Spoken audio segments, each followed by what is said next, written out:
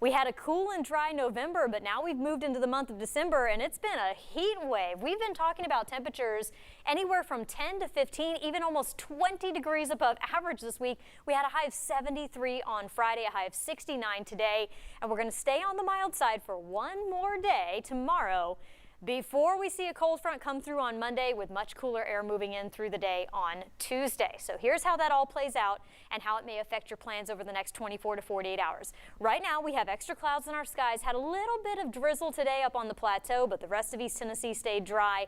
Tonight that's going to kind of be the story. I think the model a little overexcited about the rain chances here. We may get a few little sprinkles, maybe a little shower now and then through the day tomorrow. If we get enough sunshine and get warm enough, a stray rumble of thunder may not be out of the question either. But again, the coverage of this activity for tomorrow is going to be very, very isolated. I think most folks stay dry through a lot of the day on Sunday. It's after sunset that we'll see a better chance of those scattered showers up on the plateau. And then here comes the main line through the day on Monday. Now you may be looking at this and saying, oh my goodness, yellows, oranges, and reds, oh my. This simply indicates the rainfall rates, how heavy the rain will be, as if this is what the radar could look like. So all this tells us when you see those intense colors there is that we could have moderate to heavy rain as this frontal boundary moves on through. We also could have gusty winds. You may want to secure any early Christmas decorations you've put out. Winds could gust as high as about 30 miles per hour. And again, we may get some rumbles of thunder, but as of right now, no strong to severe storms expected whatsoever with this line moving through. Check back for updates.